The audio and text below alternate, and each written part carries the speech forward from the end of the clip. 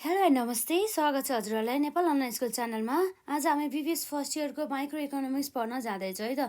हामीले यसभन्दा अघिका क्लासमा जुन हाम्रो च्याप्टर 1को हामीले पार्ट 1 अलरेडी कभर गरिसकेका छौँ र आज हाम्रो चाहिँ यहाँ पार्ट 2 रहेको छ है त। यो हाम्रो बिबिएस फर्स्ट इयरको माइक्रो इकोनोमिक्सको चाहिँ च्याप्टर 1को है।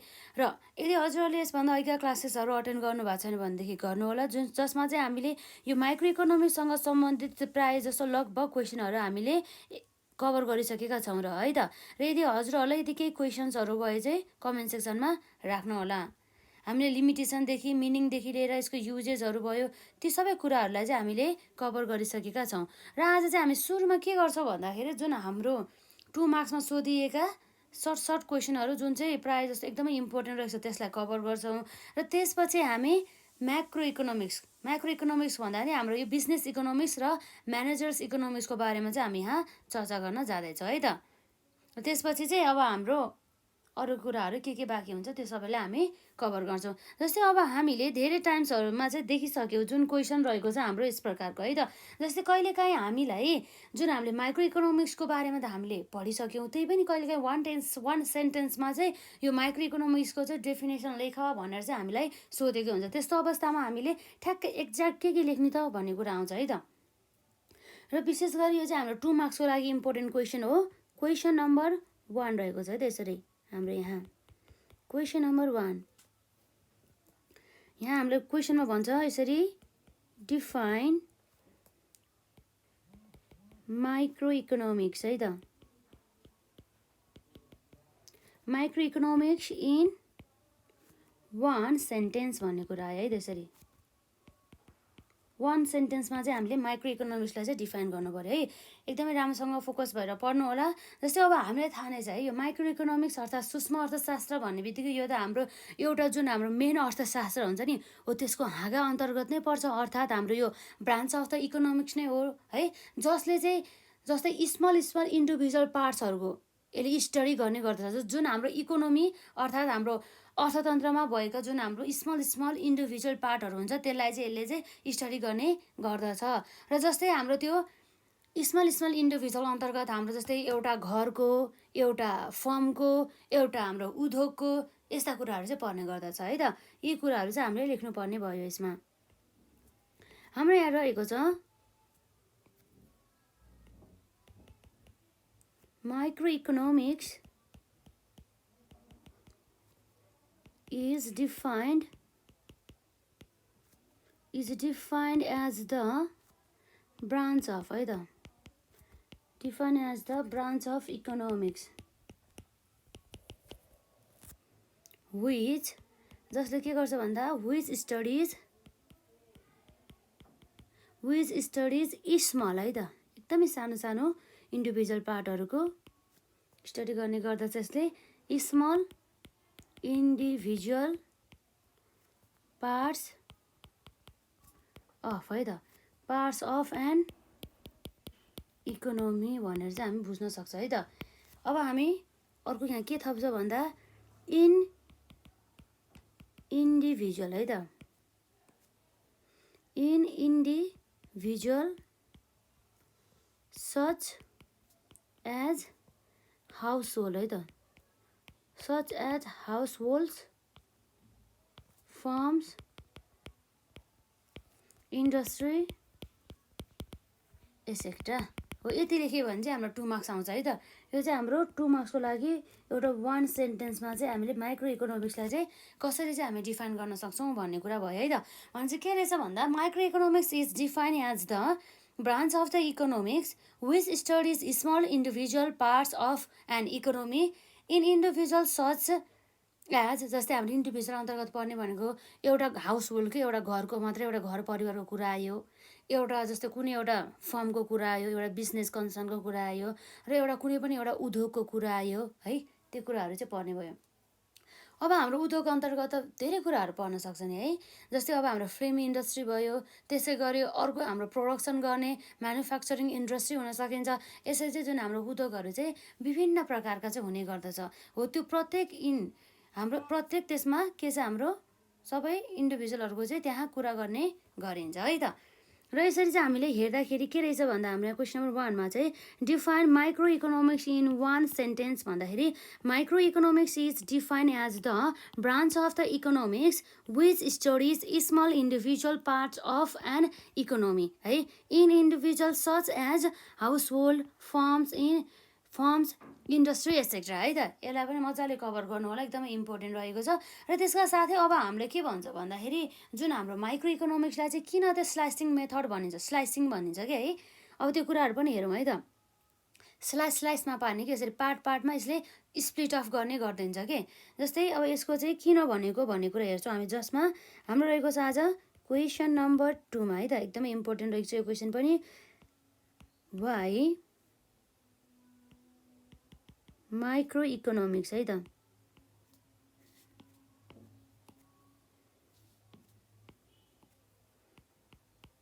Why microeconomics is called है त, इज कल्ड स्लाइसिङ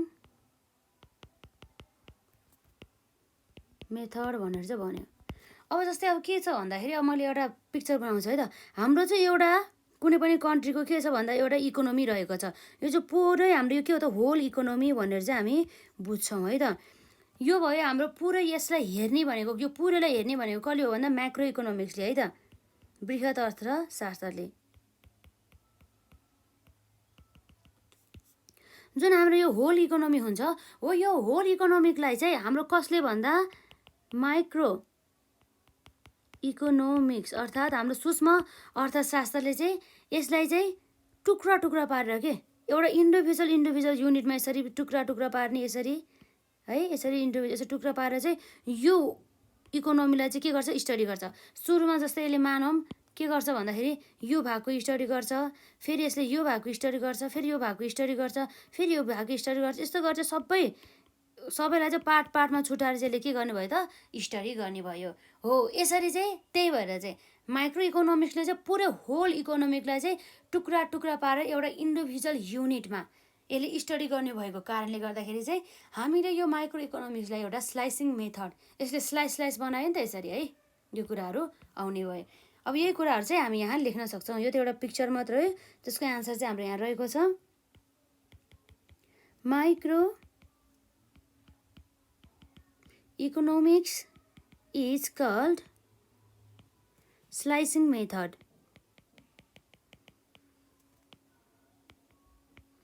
स्लाइसिङ मेथड बिकज किन रहेछ हेरौँ त, बिकज इट स्प्लिट्स अफ भन्नु भने त्यसलाई स्ल्यासमा यसरी छुट्याउनु भनेको हो पुरै होललाई है। It splits of the entire है त, इन्टायर इकोनोमी है त, entire economy into smaller parts for the purpose है त, for the purpose of intensive study है त। यो कुराहरू भयो भने चाहिँ हाम्रो यो माइक्रो इकोनोमिक्सले चाहिँ के गर्ने रहेछ भने पुरै यो होल अर्थतन्त्रलाई चाहिँ यसरी यसले के गर्ने रहेछ भन्दा विभाजन गर्ने रहेछ, टुक्रा पारेर चाहिँ यसले स्प्लिट अफ गर्ने रहेछ। त्यसै कारणले गर्दाखेरि चाहिँ यो माइक्रो इकोनोमिक्सलाई चाहिँ हामीले के भन्छौँ भन्दाखेरि चाहिँ स्लाइसिङ मेथड पनि भन्दो रहेछ है त। यो कुराहरू अन्य एकदम सजिलो छ कन्सेप्चुअली भने चाहिँ। अब हामीले यहाँ हेर्न सक्छौँ के रहेछ त, हेरौँ त। हाम्रो क्वेसन थियो यहाँ क्वेसन नम्बर 2 मा why microeconomics is called slicing method भन्दा हाम्रो एन्सर रहेको छ microeconomics is called slicing method because it splits of the entire economy into smaller parts for the purpose of the intensive study है त। उसले चाहिँ त्यो study गर्ने उद्देश्यले चाहिँ यसलाई चाहिँ के गरेको हुन्छ भन्दाखेरि स्प्लिट अफ गरेको हुन्छ। जस्तै यो भागको स्टडी गर्नको लागि भयो, यो भागको स्टडी गर्नको लागि भयो, र त्यसै गरी यसको यो भागको लागि स्टडी गर्ने भयो हो। यी कुराहरू चाहिँ यसमा आउने भयो त। यो चाहिँ पुरै हाम्रो होल इकोनोमी भयो। र यसरी चाहिँ यो टुक्रा पारेर पढ्ने भनेको हाम्रो कसले गर्ने हो भन्दा माइक्रो इकोनोमिक्सले। तर यो होल हुन्छ नि एज अ होल हो, यो एज अ होल चाहिँ हाम्रो यसरी स्टडी गर्ने भनेको यो कसले हो भन्दा हाम्रो चाहिँ यहाँ रहेको छ म्याक्रो इकोनोमिक्स, बृहत अर्थशास्त्र भनिन्छ जसलाई है त। यो क्वेसन भयो जस्तो यो हाम्रो 2 मार्क्सको लागि चाहिँ अत्यन्तै इम्पोर्टेन्ट रहेको छ है त। यो पनि हाम्रो 2 मार्क्सको लागि कतिचोटि सोधेको छ है, त्यही भएर मैले यसमा कभर गरिदिएँ। जस्तै अब हाम्रो यो माइक्रो इकोनोमिक्सलाई चाहिँ अब प्राइस थ्योरी पनि भनिँदो रहेछ है त। हो त्यसको आन्सर पनि हामी लेख्न जाँदैछौँ। Why microeconomics is also call the theory, price theory पनि भनिन्छ है। यो कुराहरू चाहिँ हामी यसलाई पनि कभर गरौँ त। यसमा हामीलाई के भनेको छ हेरौँ।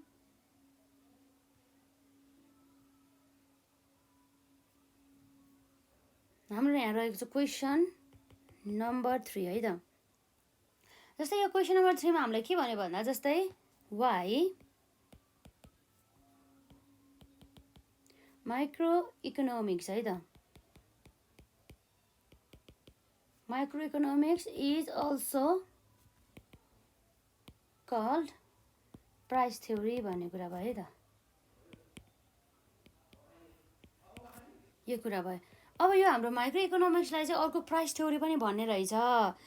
किन भन्दाखेरि यसले विशेष गरी चाहिँ है कुनै पनि एउटा कमोडिटी हुन्छ नि, त्यो कमोडिटीहरू हुन्छ जुन डिफ्रेन्ट कमोडिटिजहरू हुन्छन्, हो त्यो डिफ्रेन्ट कमोडिटिजहरूको चाहिँ रिलेटिभ प्राइस चाहिँ डिटर्मिनेसन गर्नको लागि केसमा के को लागि भन्दा जुन त्यो हाम्रो डिफ्रेन्ट कमोडिटिज हुन्छ हो त्यसको चाहिँ रिलेटिभ प्राइसहरू चाहिँ डिटर्मिनेसन गर्ने कुरामा चाहिँ यसले विशेष ध्यान दिने भएको कारणले गर्दा यसले चाहिँ विशेष प्रायोरिटी चाहिँ यही determination of the relative prices of the different कमोडिटिजलाई गर्ने भएको कारणले गर्दा चाहिँ हामीले यो माइक्रो इकोनोमिक्सलाई चाहिँ प्राइस थ्योरी पनि भन्छौँ भन्ने कुरा रहेको छ। यसले चाहिँ हाम्रो इक्विलिब्रियम प्राइस चाहिँ कसरी डिटरमाइन हुनसक्छ त जुन हाम्रो डिफ्रेन्ट मार्केट कन्डिसनमा भन्ने कुरा चाहिँ यसले स्टडी गर्ने काम गर्छ, यसले देखाउने काम गर्छ अथवा स्टडिज गर्ने काम गर्छ।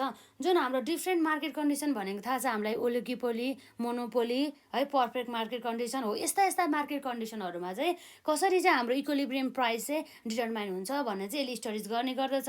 र साथै यसले चाहिँ विशेष गरी ध्यान दिने प्राइमरी कन्सर्न चाहिँ कसलाई दिन्छ भन्दा जुन हाम्रो डिफ्रेन्ट कमोडिटिजहरू हुन्छ तिनीहरूको चाहिँ प्रत्येकको चाहिँ प्राइसहरू अर्थात् रिलेटिभ प्राइसहरू चाहिँ कति रहेछ भनेर डिटर्मिनेसन गर्नको लागि चाहिँ यसले ध्यान दिने भएको कारणले गर्दा हाम्रो माइक्रो इकोनोमिक्सलाई चाहिँ है त प्राइस थ्योरी भनेको छ। यसको एन्सर पनि हामी यहाँ लेख्न सक्छौँ। यसमा microeconomics is also called के छ हाम्रो यसमा is also called price theory भनेको छ है त। बिकज किन भन्दा हेरौँ त हाम्रो बिकज इट इज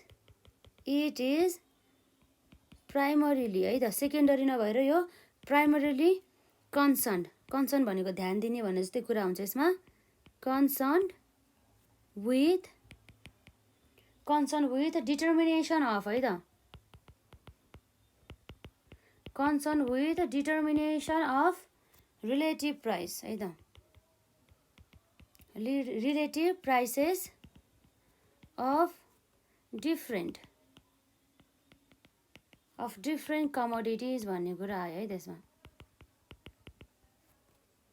र साथै यसमा के छ भन्दा इट स्टडिज हाउ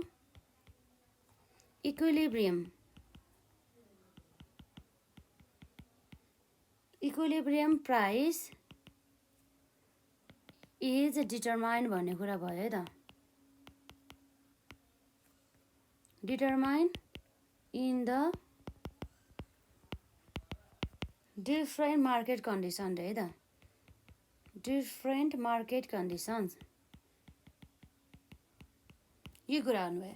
अब हाम्रो के रहेछ भन्दाखेरि अब एकपल्ट सट्ट यसलाई ओभरभ्यू गरौँ। त्यसमा क्वेसन नम्बर 3 मा हाम्रो why microeconomics is also called the price theory भन्दा microeconomics is also called price theory because it is primarily concern with the determination of relative price of different commodities. It studies how equilibrium price is determine in the different market condition भन्ने कुरा चाहिँ यहाँ गरेको पाइन्छ है त। यो कुरा भयो। जस्तै अब कहिलेकाहीँ चाहिँ अब यहाँ जुन एक्जाममा सोधेको देख्यो, जस्तै अब हामीले चाहिँ कुन कुन कुराहरू चाहिँ हाम्रो माइक्रो इकोनोमिक्समा चाहिँ कभर हुन्छ भनेर चाहिँ जस्तै क्वेसनहरू सोधेको देखियो है त। यहाँ एउटा मात्रै क्वेसन रहेको, जस्तै एउटा एक्जाम्पलको रूपमा लिनुहोस् यसलाई है। यसरी चाहिँ अब अरू क्वेसनहरू पनि बनाउन सकिन्छ।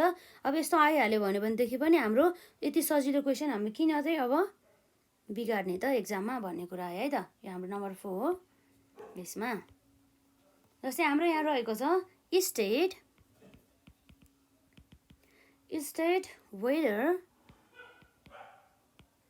वेदर फलोइङ थिङ्स है त फलोइङ थिङ्स फल अन्डर द माइक्रो इकोनोमिक्स भन्ने कुरा आउँछ है त।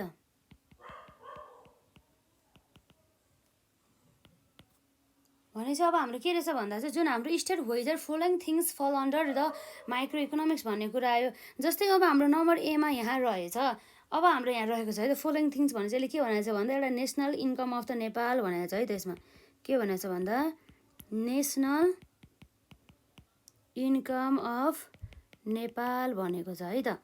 र यसपछि अब हाम्रो नम्बर बीमा रहेको छ यसमा। जस्तै अर्को छ हाम्रो प्राइस अफ द बनाना भनेको छ है त। भने चाहिँ एउटा हाम्रो यो केराको चाहिँ मूल्य कति भन्ने कुरा रह्यो है त, प्राइस अफ बनाना भन्ने कुरा भयो। र यसपछि अर्को हाम्रो यसमा छ जस्तै जेनरल प्राइस लेभल भनेको छ है त।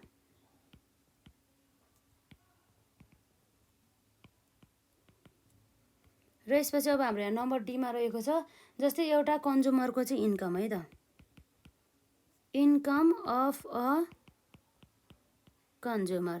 ल यसरी चाहिँ यो चारवटा हाम्रो यहाँ कुराहरू दिएको छ हो। यो चारवटा मध्ये चाहिँ विशेष गरी यो हाम्रो माइक्रो इकोनोमिक्स अन्तर्गत पर्ने के हो भन्ने कुरा भयो है त।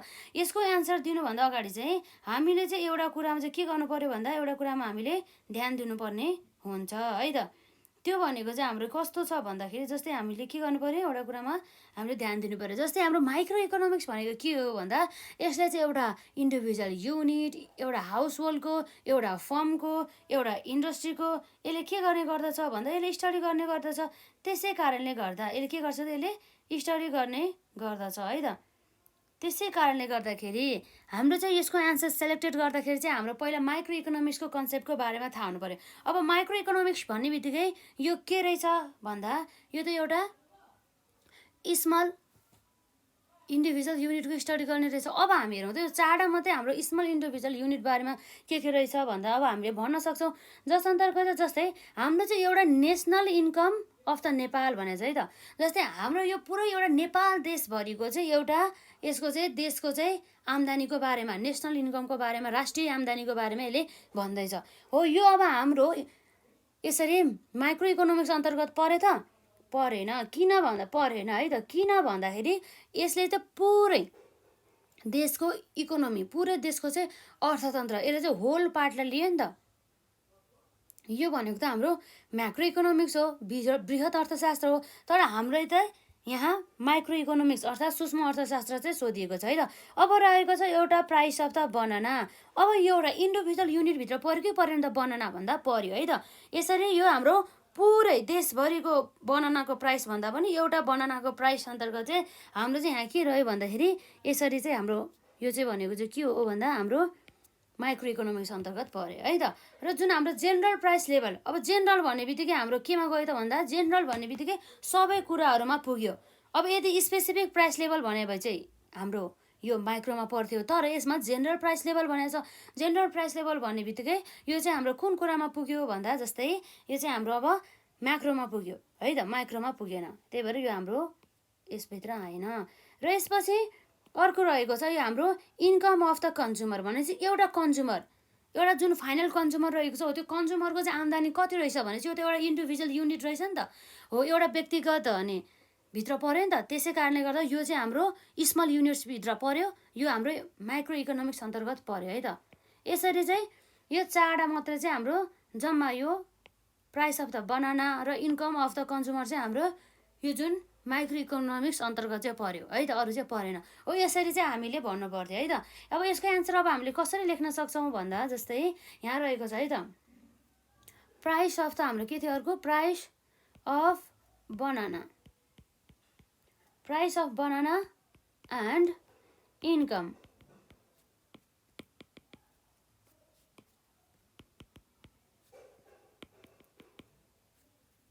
बनाना एन्ड हाम्रो इन्कम है त,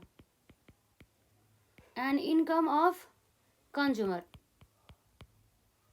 इन्कम अफ कन्ज्युमर फल अन्डर माइक्रो इकोनोमिक्स भन्ने कुरा भयो है त। हो यसरी चाहिँ हामीले एन्सर लेख्यो भने हामी टक्क लाएर 2 मार्क्स आउने भयो है त। यो कुराहरू हुने भयो र यसरी चाहिँ हाम्रो यो फरक फरक जुन 4वटा रहेको छ यसलाई चाहिँ एकदमै नछुटाइकन जानु होला है एक्जाममा। जस्तै अब हाम्रो चाहिँ यसपछि अर्को हाम्रो यहाँ पार्ट रहेको छ, त्यो भनेको चाहिँ हाम्रो यो बिजनेस इकोनोमिक्स अथवा हाम्रो बिजनेस इकोनोमिक्सलाई हामीले के पनि भन्छौँ भन्दा यसलाई हामीले म्यानेजरियल्स इकोनोमिक्स पनि भन्छौँ है त। यसको बारेमा चाहिँ हामी यहाँ पढ्न जाँदैछौँ। जस्तै यो बिजनेस इकोनोमिक्स अथवा म्यानेजरियल्स इकोनोमिक्स भनेको चाहिँ यस्तो इकोनोमिक्स हो जसले चाहिँ कुनै पनि व्यवसायमा विभिन्न प्रकारहरूको अनि कामहरू अथवा हाम्रो एक्टिभिटीहरूलाई सम्पन्न गर्नको लागि र विभिन्न प्रकारका निर्णयहरूको लागि व्यवसायसँग सम्बन्धित विभिन्न प्रकारका निर्णयहरू गर्नको लागि चाहिँ यसरी चाहिँ यो हाम्रो बिजनेस इकोनोमिक्स अथवा म्यानेजरियल्स इकोनोमिक्सले चाहिँ हेल्प गर्ने गर्दछ। यो जुन हाम्रो बिजनेस इकोनोमिक्स अथवा म्यानेजरियल्स इकोनोमिक्सले चाहिँ व्यवसायमा भएका जुन हाम्रो म्यानेजमेन्ट अर्थात् व्यवस्थापक समितिहरूलाई चाहिँ उनीहरूलाई चाहिँ कसरी चाहिँ व्यवस्थापन गर्ने त, कसरी चाहिँ हामीले एकदमै प्रभावकारी ढङ्गबाट चाहिँ व्यवसायलाई चाहिँ व्यवस्थापन गर्ने भन्ने कुरामा चाहिँ मेन सहयोग गर्ने काम हाम्रो म्यानेजरियल इकोनोमिक्स अथवा बिजनेस इकोनोमिक्सले चाहिँ यो व्यवस्थापक समिति अर्थात् म्यानेजमेन्ट टिमहरूलाई चाहिँ गर्ने गरिन्छ। र यसरी चाहिँ जुन हाम्रो व्यवसायमा चाहिँ कति वस्तु उत्पादन गर्ने है, त्यति मात्र नभएर कुन वस्तु उत्पादन गर्ने र वस्तु उत्पादन गर्दा कस्तो मेथडहरू अप्लाई गर्ने है, कुन टेक्निक्सहरू अप्लाई गर्ने, टेक्निक अथवा मेथड अफ द प्रोडक्सनहरूको कुरा आउने भयो र साथसाथै कुन चाहिँ अनि अब कुनै प्रोडक्टहरूको चाहिँ प्राइस कसरी डिटरमाइन गर्ने, प्राइस कति राख्दाखेरि हुन्छ र यसरी व्यवसायमा चाहिँ यति प्राइस डिटरमाइन गर्दाखेरि चाहिँ खर्च कति हुन्छ र साथै अब प्रफिट कति हुन्छ र त्यति मात्रै नभएर अब कसरी चाहिँ हामीले चाहिँ अब भनौँ न यसमा प्रफिटहरू आर्जन गर्नुका साथै अब एकदमै गुणस्तरीय वस्तुहरू चाहिँ हामीले पठाउन सक्छौँ र हाम्रो उत्पादन चाहिँ एकदमै म्याक्सिमम भन्दा पनि म्याक्सिमम उत्पादन गर्ने र साथै त्यो उत्पादन गर्दा चाहिँ उत्पादन गर्ने लागत चाहिँ कसरी कम गर्ने भन्ने कुराहरू चाहिँ सबै सिकाउने काम चाहिँ हाम्रो यो बिजनेस इकोनोमिक्स अथवा म्यानेजर्स इकोनोमिक्सले गर्ने गर्दछ। र अब यति मात्र नभएर जुन हाम्रो बिजनेस इकोनोमिक्स अथवा म्यानेजर्स इकोनोमिक्सको सहायताबाट चाहिँ यसरी के भयो भन्दाखेरि प्राइस डिटर्मिनेसनको कुरा आइहाल्यो र साथै अब त्यो जुन उत्पादन गरेको त्यो प्रोडक्ट हुन्छ नि हो, त्यो प्रोडक्टको चाहिँ डिमान्डको बारेमा चाहिँ एनालाइसिस गर्नको लागि गर्नको लागि भन्दा डिमान्डको चाहिँ एनालाइसिस कसरी चाहिँ हामीले फ्युचरमा चाहिँ त्यो वस्तुको चाहिँ डिमान्ड बढाउन सक्छौँ र अब हाम्रो फ्युचरमा चाहिँ कुनै पनि यो एउटा प्रोडक्ट उत्पादन गऱ्यो भनेदेखि त्यो प्रोडक्टको चाहिँ फ्युचरमा चाहिँ कतिसम्म त्यसको डिमान्ड हुनसक्छ भन्ने कुराहरू चाहिँ हामीले चाहिँ हेर्न सक्छौँ। यो सबै कुराहरू बिजनेस इकोनोमिक्स अथवा म्यानेजर्स इकोनोमिक्स अन्तर्गत आउँछ। यो जुन हाम्रो बिजनेस इकोनोमिक्स पनि हाम्रो एउटा यो सूक्ष्म अर्थशास्त्र अर्थात् हाम्रो माइक्रो इकोनोमिक्सको पार्ट नै पर्ने गर्दछ। अब जुन हाम्रो इकोनोमिक्स अर्थात् अर्थतन्त्र अर्थशास्त्र है त, यो चाहिँ सबै हाम्रो इकोनोमिक्सको चाहिँ एउटा हाँगा अर्थात् ब्रान्चको रूपमा चाहिँ हाम्रो बिजनेस इकोनोमिक्स पनि पर्ने गर्दछ है त। यो कुराहरू हुनु पर्यो र जुन हाम्रो बिजनेस इकोनोमिक्स अथवा म्यानेजर्स इकोनोमिक्सले चाहिँ विशेष गरी चाहिँ त्यो हाम्रो अर्थतन्त्रमा भएका जुन हाम्रो प्रिन्सिपलहरू हुन्छ नि, आर्थिकसँग रिलेटेड जुन हाम्रो नियमहरू हुन्छ, रुल्सहरू हुन्छ हो, त्यसलाई चाहिँ कसरी चाहिँ अब अप्लाई गर्ने छ, त्यसलाई कसरी हामीले एप्लिकेसन गर्ने त भन्ने कुरामा चाहिँ यसले चाहिँ डिल गर्ने गर्दछ। र साथसाथै यसले चाहिँ कुनै पनि बिजनेसमा अथवा व्यवस्थापक समितिहरूले चाहिँ अब कसरी चाहिँ व्यवसायको चाहिँ एकदमै सही ढङ्गबाट सही निर्णय चाहिँ लिने भन्ने कुरामा चाहिँ यसले चाहिँ एकदमै ध्यान दिने काम गर्दछ भन्ने कुरा चाहिँ यहाँ रह्यो है त। यो कुराहरू भयो। अब हामी हेर्न सक्छौँ यहाँ बिजनेस इकोनोमिक्सको डेफिनेसन है त। हाम्रो के रहेछ हेरौँ त यसमा हाम्रो विशेष गरी यहाँ business economics or managers economics भन्ने बित्तिकै business economics is the branch of economics which deals with the application of the economic principles and methods for the business and the managerials decisions of a firm भन्ने कुरा भयो। र हाम्रो यहाँ रहेको छ, यहाँ हाम्रो जियोल डिनका अनुसार हामीलाई चाहिँ बिजनेस इकोनोमिक्स अथवा म्यानेजर्स इकोनोमिक्स चाहिँ यहाँ रहेको छ है त। जस्तै हामीले यसरी राइटरहरूको डेफिनेसन है त, राइटरहरूले डिफाइन गरेको जुन हाम्रो यो परिभाषाहरू हुन्छ हो, त्यो परिभाषाहरू चाहिँ हामीले एक्ज्याक्ट A to Z नै लेख्नुपर्ने हुन्छ है त। त्यस्तो अवस्थामा हामीले यताउता म अलिकति लेख्छु, अरू लेख्दिनँ, अगाडिको लेख्छु पछाडि लेख्दिनँ भनेर चाहिँ यसरी चाहिँ गर्न हुँदैन है त। पुरै चाहिँ A to Z लेख्नुपर्ने हुन्छ। जुन हाम्रो यहाँ भनेको छ the purpose of the managers economics is to to show how economic analysis can be use in formulating business policies भन्ने कुरा रहेछ।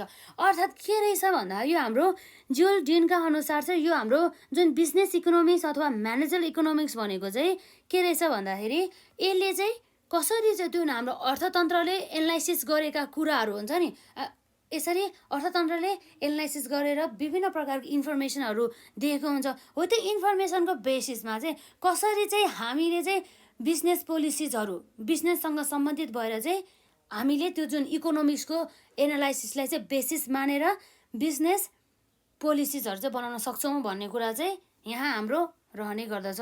जुन हाम्रो म्यानेजर इकोनोमिक्सको मुख्य उद्देश्य भनेको नै जुन हाम्रो इकोनोमिक एनालाइसिसमा भएका जुन धेरै कुराहरू थाहा पाएका हुन्छन् हो त्यो कुराहरू चाहिँ उसले चाहिँ त्यसलाई बेसिस मानेर कसरी चाहिँ बिजनेससँग सम्बन्धित विभिन्न प्रकारका पोलिसिज प्रोडक्सन पोलिसिजहरू हुन सकिन्छ हाम्रो, जस्तै यो बिजनेस पोलिसिज अन्तर्गत डिभिडेन्ड पोलिसिजहरू हुन सकिन्छ, त्यसै गरेर प्राइस डिटर्मिनेसनहरूको कुरा आउँछ। हो त्यो चाहिँ हामीले कसरी गर्ने भन्ने कुरा चाहिँ हाम्रो सबै यो म्यानेजरल इकोनोमिक्स अर्थात् बिजनेस इकोनोमिक्सले गर्दछ। तर के को बेसिसमा भन्दा यो जुन हाम्रो इकोनोमिक एनालाइसिसको बेसिसमा है त यो कुराहरू भयो। यसरी होल इकोनोमीको चाहिँ स्टडी गरेर चाहिँ यो बिजनेसको लागि मात्रै चाहिँ बिजनेसको चाहिँ पोलिसी कसरी र के भनेर चाहिँ यसले डिल गर्ने गर्दछ है त। यहाँ रहेको छ हाम्रो एकोर्डिङ टु जुल डिनका अनुसार के रहेछ भन्दा the purpose of the managerial economic is to show how economic analysis can be use in formulating business policies भन्ने कुरा चाहिँ यहाँ आएको पाइयो है त। यो भयो हाम्रो सानो डेफिनेसन जुन चाहिँ हाम्रो एक्जाममा चाहिँ 2 मार्क्समा चाहिँ सोध्यो भनेदेखि चाहिँ हामी यति लेख्न सक्छौँ है त। यो कुरा भयो। अब जस्तै अब हाम्रो यो बिजनेस इकोनोमिक्स र म्यानेजर इकोनोमिक्सको पनि हाम्रो यो माइक्रो इकोनोमिक्सको अथवा म्याक्रो इकोनोमिक्सको स्कोप जस्तै गरेर यसको पनि स्कोप हुने गर्दछ। भने मतलब यो बिजनेस इकोनोमिक्स र म्यानेजर इकोनोमिक्सले चाहिँ कभर गर्ने एरियाहरू क्षेत्रहरूलाई चाहिँ यसले जनाउने गर्दछ है त। यो कुराहरू भयो भने चाहिँ अब हाम्रो यहाँ आयो यसमा स्कोप अफ बिजनेस अथवा म्यानेजरियल इकोनोमिक्स। यो हाम्रो बिजनेस अथवा म्यानेजर इकोनोमिक्सको चाहिँ स्कोप अथवा यसको एरिया जुन हाम्रो बिजनेस इकोनोमिक्स अथवा म्यानेजर इकोनोमिक्सले कभर गर्ने क्षेत्रहरूको बारेमा चाहिँ यसले विशेष कुरा गर्दछ है त। जस्तै अब हामीले यहाँ हेर्नु पर्दा जुन हाम्रो बिजनेस अथवा म्यानेजर इकोनोमिक्सले पनि यसमा कभर गर्ने एरिया भनेको जस्तै हाम्रो यहाँ रहेको छ demand analysis and the forecasting है त। के रहेको छ यसमा डिमान्ड एनालाइसिस एन्ड फोरकास्टिङको कुरा भयो। जुन हाम्रो demand analysis and the forecasting रहेको छ हो यसबाट चाहिँ अब विशेष गरी चाहिँ कुनै पनि प्रोडक्टको है त कुनै पनि फर्मले चाहिँ उत्पादन गरेको फर्म अथवा एउटा कुनै पनि व्यवसायले चाहिँ उत्पादन गरेको चाहिँ है त उत्पादन गरेको जुन त्यो प्रोडक्ट हुन्छ नि हो त्यो प्रोडक्टको चाहिँ डिमान्ड चाहिँ कसरी चाहिँ बढ्ने रहेछ त कसरी चाहिँ डिटरमाइन हुने रहेछ त त्यो प्रोडक्टको डिमान्डको बारेमा भन्ने कुराहरू चाहिँ यसले चाहिँ एकदमै एनालाइसिस गर्ने काम गर्दछ। जस्तै यसले चाहिँ जुन डिमान्डलाई अर्थात् मागलाई चाहिँ कसरी चाहिँ अब वृद्धि गर्ने त र मागलाई चाहिँ कसरी चाहिँ अब क्रिएट गर्ने त भन्ने कुरा चाहिँ यसले चाहिँ एउटा गाइडलाइन्स चाहिँ प्रोभाइड गर्ने गर्दछ हाम्रो बिजनेस इकोनोमिक्सले है त। त्यो कुराहरू भयो र जस्तै अब जुन हाम्रो बिजनेस डिसिजन्सहरू हुने गर्दछ हो त्यो सबै बिजनेस डिसिजन्स मेकिङहरू हुन्छ त्यो सबै चाहिँ के को बेसिसमा हुन्छ भन्दा जुन हाम्रो चाहिँ भविष्यमा हुन सक्ने सम्भावित अनि एमाउन्ट अफ द मनीको चाहिँ एमाउन्ट अफ द डिमान्ड के हो त्यसको चाहिँ कुरा गर्ने भयो। भविष्यमा चाहिँ हाम्रो यति प्रकारको यतिसम्म चाहिँ अनि डिमान्ड हुन सक्ने रहेछ भनेर चाहिँ यसरी चाहिँ उनीहरूले चाहिँ निर्णय पनि लिन सक्छ के को विषयमा के को बेसिसमा भन्दा हाम्रो यो जुन हाम्रो म्यानेजरियल इकोनोमिक्स अथवा business इकोनोमिक्सको बेसिसमा।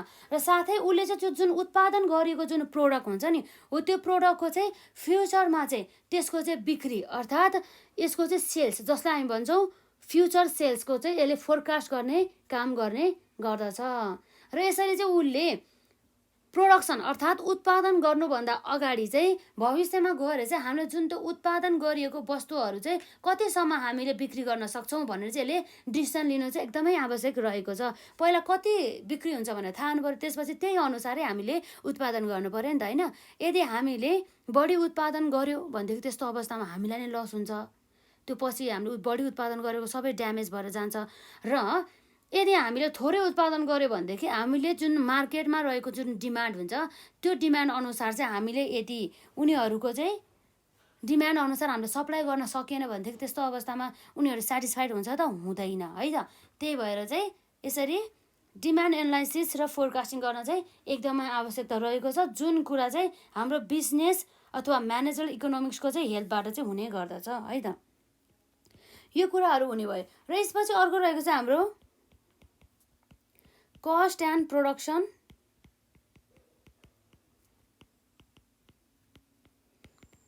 Cost and the production एनालाइसिसको कुरा आउनुभयो है त। जस्तै हामीले यहाँ के भन्दाखेरि जुन हाम्रो theory of the production and the cost हुन्छ नि हो, त्यसको बेसिसमा चाहिँ हामीले चाहिँ जस्तै हाम्रो कुनै पनि वस्तु उत्पादन गर्दाखेरि चाहिँ कति खर्च लाग्छ है, र अब हामीले यति खर्च गर्यो भने कति वस्तु उत्पादन हुन्छ भन्ने कुराहरू चाहिँ हामीले यसरी theory of the production and the कस्टको एनालाइसिसको चाहिँ आधारमा चाहिँ हामीले गर्न सक्छौँ। मेन यो हाम्रो theory of the production and the cost एनालाइसिसको मेन उद्देश्य भनेको नै जस्तै हाम्रो प्रोडक्सन प्रोसेसहरूदेखि लिएर प्रोजेक्ट प्लानिङहरू गर्ने चाहिँ रहेको छ। यसले चाहिँ कसरी चाहिँ अब हामीले certain level of the profit कमाउन सक्छौँ र कसरी हामीले सर्टेन लेभल अफ द गुड्सहरूलाई चाहिँ हामीले उत्पादन गर्न सक्छौँ र त्यो जुन हाम्रो उत्पादन भएको वस्तुहरूलाई चाहिँ कसरी हामीले यसलाई बिक्री गर्न सक्छौँ भन्ने कुराहरूमा चाहिँ यसमा ध्यान दिने कुराहरू भयो। जस्तै हाम्रो चाहिँ यहाँ जस्तै एकदमै हामीसँग भएको जुन लिमिटेड रिसोर्सेस हुन्छ हो, त्यो लिमिटेड रिसोर्सेसहरूलाई चाहिँ युज गरेर चाहिँ कसरी म्याक्सिमम आउटपुटहरू चाहिँ हामीले लिएर आउने भन्ने कुरामा चाहिँ ध्यान दिने भयो। र साथै कसरी चाहिँ हामीले म्याक्सिमम अर्थात् धेरैभन्दा धेरै चाहिँ हाम्रो उत्पादन गर्ने र त्यो उत्पादन जति धेरै गऱ्यो नि त्यति धेरै मात्रामा चाहिँ यसको चाहिँ त्यति थोरै मात्रामा चाहिँ भनौँ है, त्यति थोरै मात्रामा चाहिँ यसको चाहिँ उत्पादन गर्ने कस्ट अर्थात् प्रोडक्सन कस्टलाई चाहिँ कसरी कमी ल्याउने भन्ने कुरामा चाहिँ यसले चाहिँ विशेष ध्यान दिने भयो है त। अर्थात् हाम्रो यो प्रोडक्सन भयो होइन हो, यो प्रोडक्सन चाहिँ यसले के गर्दैछ भन्दा चाहिँ इन्क्रिज गर्दैछ। यसरी जति धेरै प्रोडक्सन इन्क्रिज गर्यो यसको त्यति धेरै कस्ट के हुन्छ त, कस्ट अफ प्रोडक्सन है त। उत्पादन गर्दाखेरिको लागत कस्ट अफ प्रोडक्सन चाहिँ के हुने भयो त, कस्ट अफ प्रोडक्सन हाम्रो कमी हुने भयो हो। यी कुराहरू चाहिँ आउने भयो। यसरी चाहिँ हाम्रो अहिलेसम्म चाहिँ हामीले दुईवटा हेऱ्यौँ, एउटा demand analysis and the forecasting र अर्को भनेको हाम्रो cost and the production analysis भन्ने कुरा भयो त। र यसै गरी अब हाम्रो यहाँ नम्बर 3 मा रहेको छ हाम्रो स्कोप अन्तर्गत है त pricing decisions and the method भन्ने कुरा भयो।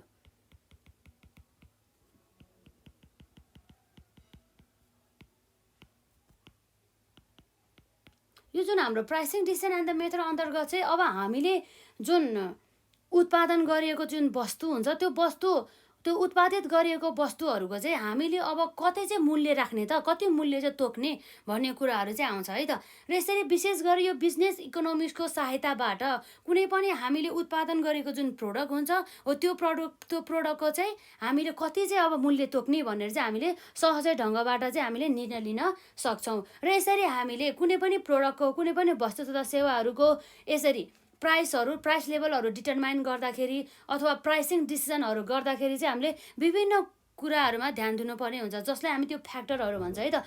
हामीले ध्यान दिनुपर्ने फ्याक्टरहरू भनेको जस्तै हाम्रो त्यो वस्तुको त्यो उत्पादित वस्तुको प्रोडक्टको डिमान्ड कति छ मार्केटमा र हाम्रो मार्केटको नेचर कस्तो छ। र त्यति मात्रै नभएर जस्तै हाम्रो कन्ज्युमरहरूको इन्कम लेभल कति छ, उनीहरूको जति धेरै इन्कम भयो त्यति धेरै उनीहरूले पर्चेस गर्ने हो, जति थोरै उनीहरूको इन्कम हुने भयो त्यति थोरै नै उनीहरूले पर्चेस गर्ने हो। त्यो कुराहरू चाहिँ म्याटर गर्छ। त्यसैले चाहिँ यसरी कुनै पनि वस्तु तथा सेवाहरूको अर्थात् प्रोडक्टहरूको चाहिँ प्राइस डिटरमाइन गर्दा अर्थात् मूल्य तोक्दा चाहिँ एकदमै विशेष रूपमा चाहिँ ध्यान दिनुपर्ने हुन्छ ती फ्याक्टरहरूलाई। जस्तै हामीले के भनेको थियो यसमा इन्कम लेभल भयो है, कन्ज्युमरहरूको इन्कम लेभल र त्यो वस्तुको चाहिँ मार्केटमा कति डिमान्ड थियो र त्यति मात्र नभएर चाहिँ अब त्यो अनि प्रोडक्टको चाहिँ कतिको क्वालिटी रहेको छ त्यो कुराहरूले पनि म्याटर गर्ने भयो। र मार्केटको नेचरहरूको कुरा आयो, मार्केट कन्डिसनहरूको कुरा आयो इत्यादि है त। यसरी हाम्रो अब नम्बर 4 मा अब हाम्रो के हुन सकिन्छ भन्दा यहाँ रहेको छ है त नम्बर 4 मा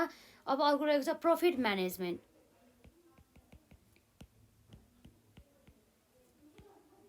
यो प्रोफिट म्यानेजमेन्ट पनि हाम्रो यो बिजनेस इकोनोमिक्स अर्थात् म्यानेजरल इकोनोमिक्सको चाहिँ स्कोप अन्तर्गत आउँदछ। जस्तै कुनै पनि एउटा व्यावसायिक फर्मको है त बिजनेस फर्मको चाहिँ मेन उद्देश्य भनेको चाहिँ कसरी चाहिँ हामीले धेरैभन्दा धेरै मात्रामा चाहिँ हामीले नाफा अर्थात् मुनाफा कमाउने अर्थात् हाम्रो यो म्याक्सिमम प्रफिट चाहिँ कसरी चाहिँ हामीले बनाउने भन्ने कुरामा चाहिँ यसले ध्यान दिने गर्दछ। जस्तै अब हाम्रो जुन हाम्रो के हुन्छ भन्दा चाहिँ कुनै पनि व्यवसायको नाफा चाहिँ कहिले पनि निश्चित हुँदैन, त्यो चाहिँ अनिश्चित हुन्छ। अनिश्चित भने चाहिँ अनसर्टेन हुन्छ, सर्टेन हुँदैन भन्ने कुरा आयो है त। जस्तै अब हाम्रो त अब कुनै पनि वस्तु त सेवाहरूको चाहिँ मार्केटमा चाहिँ प्राइस चाहिँ अब प्राइसमा फ्लक्चुएसन आउँछ, कहिले घट्ने र कहिले बढ्ने भइरहन्छ हो, यी क्रम चल्छ। त्यही भएर चाहिँ अब हाम्रो व्यवसायमा हुने प्रफिट हुन्छ हो, त्यो प्रफिट चाहिँ अब कहिले थोरै र कहिले धेरै चाहिँ हुने गर्दछ है त। यो कुराहरू हुने भयो। जस्तै अब हाम्रो त्यो प्राइस हुन्छ नि, प्राइस लेभलमा चाहिँ कसरी चेन्ज हुन्छ त भन्दा जस्तै हाम्रो फ्याक्टर अफ द प्रोडक्सनको कारणले गर्दा, जस्तै change in the nature of the कम्पिटिसनको कारणले गर्दा, त्यति मात्रै नभएर चेन्ज इन द टेक्नोलोजीको कारणले गर्दा यी कुराहरूले चाहिँ हाम्रो यो प्राइसमा चाहिँ फ्लक्चुएसनहरू आउने गर्दछ भन्ने कुरा भयो है त। र यसरी चाहिँ अब हाम्रो यो प्रफिट प्लानिङका साथै प्रफिटलाई चाहिँ म्यानेजमेन्ट गर्नको लागि र त्यसलाई चाहिँ इम्प्रुभमेन्ट गर्नको लागि चाहिँ अब हाम्रो यो बिजनेस इकोनोमिक्स अथवा म्यानेजर्स इकोनोमिक्सले चाहिँ यसलाई चाहिँ हामीलाई हेल्प गर्ने गर्दछ भन्ने कुरा भयो है त। यो कुराहरू आउनुभयो। र यसमा चाहिँ अब विशेष गरी चाहिँ स्टडी गर्ने भनेको त्यही हो, प्रफिटको पोलिसिजहरू भयो, techniques of the profit planning भयो है, र साथै हाम्रो थ्योरिज अफ द प्रफिट, यी टपिक्सहरूको चाहिँ एकदमै यो स्टडी गर्ने गरिन्छ प्रफिट म्यानेजमेन्ट गर्दा है त। यसमा चाहिँ अर्को हाम्रो नम्बर 5 मा के छ भन्दा capital and the investment management है त। क्यापिटल एन्ड इन्भेस्टमेन्ट म्यानेजमेन्टको कुरा आउनुभयो। Capital and the investment management भन्ने बित्तिकै के हो त भन्दाखेरि यसमा चाहिँ जुन हाम्रो यो क्यापिटल भनेको पुँजी हो है त, इन्भेस्टमेन्ट भनेको हाम्रो लगानी, यो पुँजी अथवा यो लगानीलाई चाहिँ हामीले व्यवस्थापन कसरी गर्ने भन्ने कुराहरू चाहिँ सबै यो हाम्रो बिजनेस इकोनोमिक्स अथवा म्यानेजर्स इकोनोमिक्सको सहायताबाट चाहिँ हामीले सहजै ढङ्गबाट चाहिँ गर्न सक्छौँ भन्ने कुरा रह्यो है त। यसरी चाहिँ हाम्रो जुन हाम्रो फ्याक्टर अफ द प्रोडक्सनहरू हुन्छन् हो, त्यो फ्याक्टर अफ द प्रोडक्सन अन्तर्गत हाम्रो क्यापिटल पनि पर्ने गर्दछ। यो क्यापिटललाई चाहिँ यसरी हामीले इन्भेस्टमेन्ट गरिसकेपछि अब हाम्रो के आउँछ त भन्दा हामीले यसलाई इन्भेस्टमेन्ट गरिसकेपछि हाम्रो आउने भनेको के हो त, यसरी हाम्रो क्यापिटललाई इन्भेस्ट गर्दाखेरि हामीलाई के आउँछ त, यसमा इन्ट्रेस्ट आउँछ है, त्यो कुराहरू भयो। जस्तै हाम्रो के आउँछ त, क्यापिटलको ठ्याक्कै यसको रिवार्डमा चाहिँ हामीलाई आउने भनेको चाहिँ इन्ट्रेस्ट हुनु है त, यो कुराहरू हुने भयो यसमा। र यसका साथै अब हामीले यहाँ जुन अब क्यापिटल एन्ड द इन्भेस्टमेन्ट म्यानेजमेन्टमा है त, क्यापिटल भनेको त के हो भन्दा जस्तै यो चाहिँ एउटा बिजनेसको चाहिँ फाउन्डेसनको रूपमा चाहिँ रहेको हुन्छ। यो चाहिँ अब बिजनेसको फाउन्डेसनको रूपमा चाहिँ कसरी रहन्छ भन्दा जुन हाम्रो बिजनेसको फाउन्डेसन भन्ने बित्तिकै के हो भन्दा अब यो क्यापिटल बिना चाहिँ बिजनेस अर्थात् व्यवसाय नै सञ्चालन हुँदैन विदाउट क्यापिटल है त। हामीलाई चाहिँ यसरी चाहिँ क्यापिटल चाहिँ चाहिएर नै छाड्छ भन्ने कुरा चाहिँ यहाँ गरेको छ है त। यो कुराहरू यसमा भयो। यसरी क्यापिटल अर्थात् पुँजी भएन भनेदेखि अब के हुन्छ त, यसरी हाम्रो क्यापिटल अथवा पुँजी भएन भनेदेखि त अब केही पनि गर्न सकिँदैन, त्यो कुराहरू चाहिँ यसमा आउने भयो है त।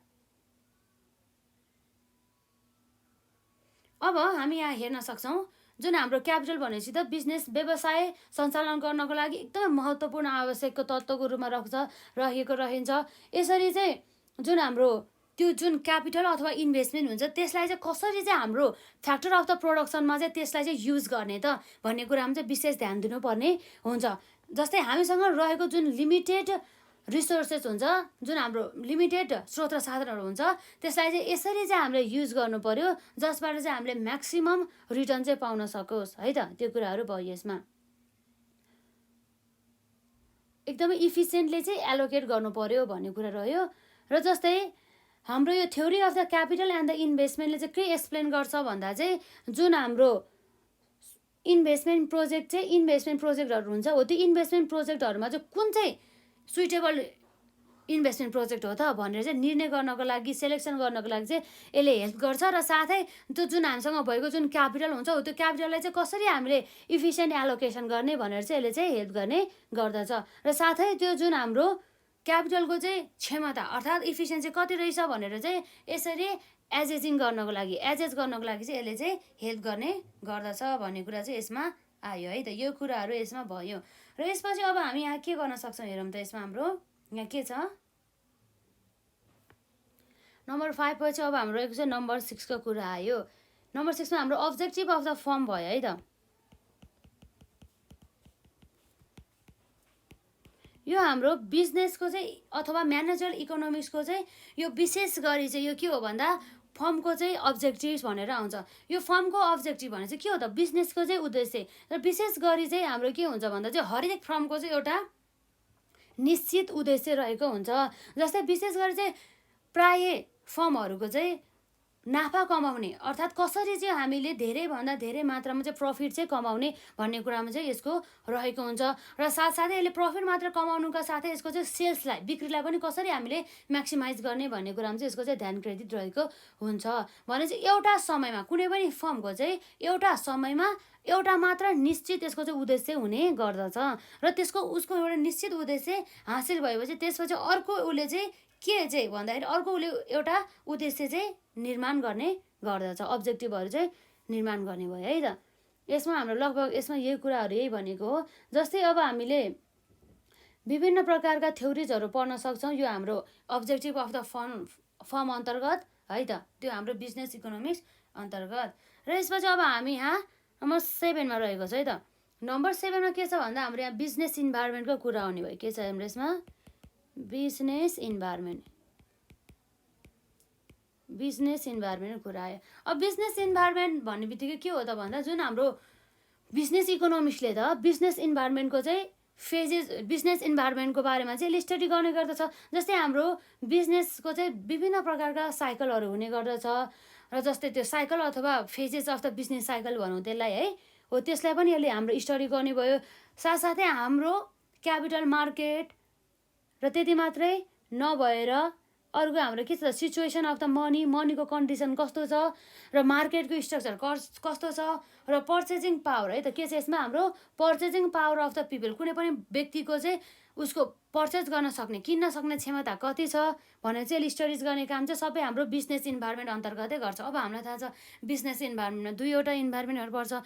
एउटा हाम्रो एक्सटर्नल बिजनेस इन्भाइरोमेन्ट, अर्को भनेको हाम्रो इन्टर्नल बिजनेस इन्भाइरोमेन्ट। यी दुवैले चाहिँ प्रत्यक्ष अथवा अप्रत्यक्ष रूपमा चाहिँ व्यवसायलाई चाहिँ यसले के गर्छ भन्दा प्रभाव पार्ने गर्दछ। जसमा अब हाम्रो बिजनेस इन्भाइरोमेन्टको चाहिँ एउटा इन्टर्नल बिजनेस इन्भाइरोमेन्टले चाहिँ के गर्छ भन्दा जुन चाहिँ हाम्रो अर्गनाइजेसनभित्र नै रहन्छ है त्यो कुराहरू भयो। र एक्सटर्नल चाहिँ जुन हाम्रो अर्गनाइजेसन भन्दा नै बाहिर रहेको हुन्छ जसलाई चाहिँ व्यवसायको म्यानेजमेन्टले चाहिँ त्यसलाई कन्ट्रोल गर्न सक्दैन तर इन्टर्नल इन्भाइरोमेन्टलाई कन्ट्रोल गर्न सक्छ। यी कुराहरू हुने भयो। त्यो कुराहरू चाहिँ लगभग हजुरले पढिसक्नु भएको छ है त। भने चाहिँ हामीले यसमा आज 7वटा यो हाम्रो बिजनेस अथवा म्यानेजरल इकोनोमिक्सको चाहिँ हामीले स्कोपहरू चाहिँ पढ्यौँ है त। भने चाहिँ अब हाम्रो के रहेछ भन्दा scope of the business managerial economics अन्तर्गत है नम्बर 1 मा हाम्रो डिमान्ड एनालाइसिस एन्ड द फोरकास्टिङको कुरा भयो र नम्बर 2 मा हाम्रो cost and the production analysis भन्ने कुरा भयो है र त्यसपछि हाम्रो pricing decisions and the method भयो र त्यसपछि हाम्रो प्रफिट म्यानेजमेन्टको कुरा आयो र नम्बर 5 मा हाम्रो क्यापिटल एन्ड द इन्भेस्टमेन्ट म्यानेजमेन्टको कुरा आयो र हाम्रो नम्बर 6 मा अब्जेक्टिभ अफ द फर्मको कुरा आयो र नम्बर 7 मा चाहिँ हाम्रो बिजनेस इन्भाइरोमेन्टको कुरा है। यसरी चाहिँ हामीले एकदमै इम्पोर्टेन्ट क्वेसन हामीले कभर गरिसकेका छौँ जुन हाम्रो एक्जामको लागि। यसरी बिजनेस इकोनोमिक्स प्लस म्यानेजरल इकोनोमिक्सको डेफिनेसन र यसरी स्कोप अफ द बिजनेस अथवा म्यानेजर इकोनोमिक्सको बारेमा सोध्यो भनेदेखि अब हामीलाई लगभग 10 मार्क्समा नै सोध्ने हो यो चाहिँ। यसरी हामीले 2 देखि 10 मार्क्ससम्म चाहिँ हामीले यो क्वेसन पनि हामीले कभर गऱ्यौँ है त।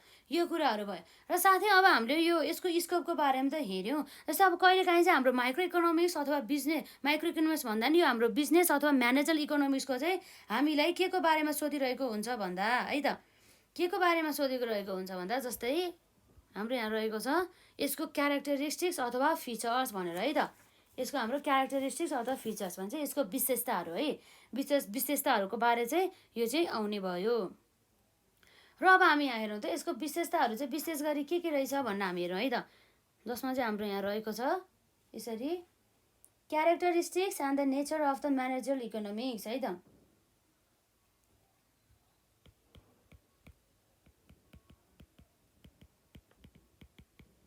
Characteristics and the nature of the है त and the nature of managerial economics भन्ने कुरा है त म्यानेजरल इकोनोमिक्सको कुरा हुनुभयो। अब के हुन सकिन्छ त जस्तै हाम्रो यसमा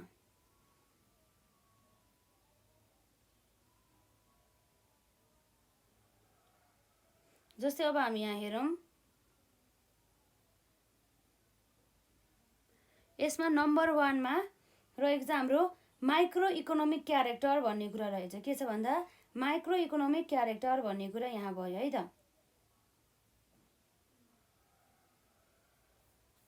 नम्बर 1 मा रहेको छ हाम्रो यसमा माइक्रो इकोनोमिक क्यारेक्टर जुन हाम्रो यो म्यानेजरल इकोनोमिक्स अथवा हाम्रो यो बिजनेस इकोनोमिक्सलाई चाहिँ किन चाहिँ यो हाम्रो माइक्रो इकोनोमिक्स क्यारेक्टर भनेको भन्दा जस्तै हाम्रो जुन हाम्रो सूक्ष्म अर्थशास्त्रमा जस्तै गरेर यो हाम्रो बिजनेस इकोनोमिक्स अर्थात् हाम्रो म्यानेजरल इकोनोमिक्समा पनि एउटा इन्डिभिजुअल युनिट्स जुन चाहिँ एकदमै स्मलर युनिट्स हुने गर्दछ एउटा स्मलर युनिट्सहरूको चाहिँ यसले स्टडी गर्ने भएको कारणले गर्दा त्यो इकोनोमीमा भएको जुन एकदमै इन्डिभिजुअल स्मलर युनिट हुन्छ त्यसको चाहिँ स्टडी गर्ने भएको कारणले गर्दाखेरि यो हाम्रो म्यानेजरल इकोनोमिक्सलाई चाहिँ माइक्रो इकोनोमिक्स क्यारेक्टर पनि भन्ने गर्दछ।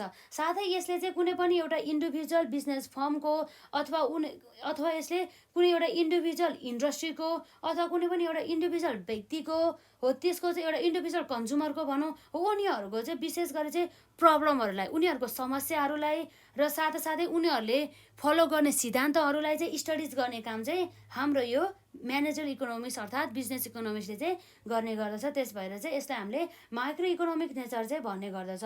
यसरी माइक्रो इकोनोमिकमा जस्तै गरेर यसले एउटा इन्डिभिजुअल युनिटको चाहिँ स्टडी गर्ने अथवा फर्मको स्टडी गर्ने र यसले कुनै पनि फर्मको एउटा इन्डिभिजुअल फर्महरूको चाहिँ प्रब्लमहरूसँग यसलाई डिल गर्ने भएको कारणले गर्दा न कि यसले पुरै इन्टायर इकोनोमीको यसले स्टडी गर्दैन है त। त्यो कुराहरू आउने भयो। र यसपछि हाम्रो माइक्रो इकोनोमिक क्यारेक्टर भनेर पनि किन भनेको छ भनेदेखि बुझ्नुभयो होला है। र यसपछि अब हाम्रो नम्बर 2 मा के छ भन्दा नर्मेटिभ इकोनोमिकको कुरा हुन्छ है त। नर्मेटिभ इकोनोमिक्स जुन हाम्रो यहाँ नर्मेटिभ इकोनोमिक्स रहेको छ जुन हाम्रो म्यानेजरल इकोनोमिक्स पनि हाम्रो यो नर्मेटिभ इकोनोमिक्स अन्तर्गत नै पर्ने भयो। जस्तै यसले चाहिँ विशेष गरी चाहिँ कुनै पनि म्यानेजमेन्टले हुन्छ नि कुनै पनि व्यवस्थापक समितिले अर्थात् म्यानेजमेन्टले चाहिँ अब कुनै पनि एउटा पार्टिकुलर सर्कमस्टान्सेसमा है त कुनै पनि एउटा पार्टिकुलर सर्कमस्टान्सेसमा चाहिँ अब के गर्ने भनेर चाहिँ यसले चाहिँ विशेष ध्यान दिने गर्दछ। र यसले चाहिँ के डिटरमाइन गर्छ भन्दा कुनै पनि एउटा इन्टरप्राइजेस अथवा फर्मको चाहिँ उद्देश्य के हो भन्ने कुरा चाहिँ रहन्छ। र यसले त्यो उद्देश्यलाई डिटरमाइन मात्र नगरेर यसले चाहिँ त्यो जुन डिटरमाइन गरेको उद्देश्य हुन्छ हो त्यो उद्देश्यलाई चाहिँ कसरी चाहिँ हामीले एकदमै बेस्ट वे तरिकाबाट चाहिँ त्यसलाई चाहिँ हामीले त्यो गोललाई जुन सेट गरेको गोल हुन्छ हो त्यो सेट गरेको गोललाई चाहिँ हामीले कसरी चाहिँ एचिभ गर्न सक्छौँ भन्ने कुरा चाहिँ यसमा रहेको छ है त। र यसरी चाहिँ हाम्रो के छ भन्दा यसले चाहिँ विशेष गरी फ्युचर प्लानिङको लागि र हाम्रो पोलिसी मेकिङको लागि र साथै हाम्रो डिसिजन मेकिङको लागि र हाम्रो जस्तै कुनै पनि हामीसँग रहेको त्यो अभाइलेबल रिसोर्सेसहरू हुन्छ नि कुनै पनि इन्टरप्राइजेसको हो त्यसलाई चाहिँ कसरी चाहिँ अब हामीले एकदमै इफिसियन्ट ढङ्गबाट चाहिँ फुल्ली चाहिँ त्यसलाई युटिलाइजेसन गर्ने भन्ने कुरामा चाहिँ यो हाम्रो म्यानेजरल इकोनोमिक्सले चाहिँ ध्यान दिने गर्दछ है त। भनेपछि हाम्रो यहाँ के आयो भन्दा यो हाम्रो नर्मेटिभ इकोनोमिक्स अन्तर्गत हाम्रो म्यानेजरल इकोनोमिक्स भनेर बुझिन्छ। जुन हाम्रो म्यानेजरल इकोनोमिक्स पनि हाम्रो नर्मेटिभ इकोनोमिक्स अन्तर्गत नै पर्ने भयो। जस्तै विशेष गरी यसले चाहिँ कुनै पनि म्यानेजमेन्टले चाहिँ कसरी चाहिँ कुनै पनि पार्टिकुलर सर्कमस्टान्सेसमा है के गर्ने त अब भनेर चाहिँ यसले चाहिँ विशेष ध्यान दिने गर्दछ। र यस्तै कुनै पनि इन्टरप्राइजेसको यसले जुन गोलहरू हुन्छ नि उद्देश्यहरू सेट गर्नुको साथै त्यो गोललाई चाहिँ कसरी हामीले बेस्ट वेबाट त्यसलाई एचिभ गर्न सकिन्छ भन्ने कुरा चाहिँ यसले विशेष एउटा वे चाहिँ दिने भयो है त। र यसरी चाहिँ यसले अब डिल गर्ने भनेको जस्तै फ्युचर प्लानिङहरूको लागि पोलिसी मेकिङहरूको लागि डिसिजन मेकिङहरूको लागि र साथै यसले चाहिँ जुन हाम्रो युटिलाइजेसन हुन्छ नि हाम्रो कोसँग अभाइलेबल भएको भन्दा कुनै पनि इन्टरप्राइजेस अथवा फर्मसँग रहेको जुन लिमिटेड रिसोर्सेस हुन्छ त्यो लिमिटेड रिसोर्सेसलाई पनि कसरी चाहिँ फुल युटिलाइजेसन गर्ने भन्ने कुरामा चाहिँ यसले ध्यान दिने गर्दछ है त। र यसपछि अर्को रहेको छ हाम्रो नम्बर 3 है। नम्बर 3 मा हाम्रो यहाँ के भनेको छ भन्दा चाहिँ प्राग्मेटिक भन्ने कुरा है त। हल्का प्रोनाउन्सिएसनमा फरक पर्ला, अब यसमा चाहिँ यही हो है त। यसरी यो हाम्रो प्राग्मेटिक भन्ने बित्तिकै के छ भन्दा जुन हाम्रो म्यानेजरल इकोनोमिक्सलाई चाहिँ एज हाम्रो प्राग्मेटिक रूपमै चाहिँ लिने गर्दछ, जसमा चाहिँ यसले चाहिँ हाम्रो के गर्छ भन्दा जुन हाम्रो म्यानेजमेन्ट अर्थात् व्यवस्थापक समितिहरूले फेसेस गरिएको हुन्छ नि, दैनिक रूपमा चाहिँ व्यवस्थापक समितिहरूले काम गर्ने क्रममा फेसेस गरिरहेको समस्याहरूलाई चाहिँ यसले चाहिँ समाधान गर्नको लागि चाहिँ एकदमै ट्राई गरिरहेको हुन्छ है त। र साथै जुन हाम्रो इकोनोमिक थ्योरीमा भएको इस्युजहरूलाई चाहिँ यसले चाहिँ के गर्छ भन्दाखेरि डिफिकल्टिज इस्युजहरूलाई चाहिँ यसले एकदमै अभोइड गर्ने गरिन्छ। र यसरी चाहिँ हाम्रो जुन प्राग्मेटिक भन्ने बित्तिकै यो हाम्रो म्यानेजरल इकोनोमिक्स चाहिँ एउटा प्राग्मेटिक हो, र जसमा चाहिँ हाम्रो म्यानेजरले चाहिँ म्यानेजमेन्टहरूले चाहिँ जुन हाम्रो म्यानेजमेन्ट गर्ने क्रममा फेस गरिएको प्रब्लमहरूलाई चाहिँ कसरी सल्भ गर्ने भन्ने कुराहरूमा चाहिँ यसले विशेष ध्यान दिन्छ है त। यो कुराहरू भयो। र यसपछि अब हाम्रो यहाँ नम्बर 4 मा अब के आउँछ भन्दाखेरि युज थ्योरी अफ फर्म भन्ने कुरा भयो है त। यो जुन हाम्रो म्यानेजरियल अथवा बिजनेस इकोनोमिक्सले चाहिँ एउटा फर्ममा लागू हुने एउटा थ्योरीलाई मात्रै युज गर्छ। त्यसै कारणले गर्दाखेरि चाहिँ यसलाई चाहिँ हामीले एउटा के भन्छौँ भन्दा चाहिँ एउटा न्यारो कन्सेप्टको रूपमा पनि लिन सक्छौँ है त। यसमा लगभग कुरा हाम्रो यतिकै हो। जस्तै हाम्रो म्यानेजरल इकोनोमिक्सले चाहिँ अब इकोनोमिक्स कन्सेप्ट त युज गर्छ र प्रिन्सिपल पनि युज गर्छ, तर जुन त्यो प्रिन्सिपल अथवा जुन इकोनोमिक कन्सेप्ट हुन्छ त्यो त जस्ट एउटा फर्मको लागि मात्रै चाहिँ युज हुने भएको कारणले गर्दाखेरि चाहिँ है त यसलाई चाहिँ हामी के भन्छ भन्दा एकदमै यसको स्कोप चाहिँ एकदमै न्यारो एकदमै सानो छ भनेर बुझ्छौँ हामीले अरू प्योर इकोनोमिक थ्योरी भन्दा है त। यो कुराहरू भयो। र यसपछि अब हाम्रो यहाँ आउँछ नम्बर 5 मा। नम्बर 5 मा यसको अरू के छ भन्दा चाहिँ यसले takes the help of macro economics.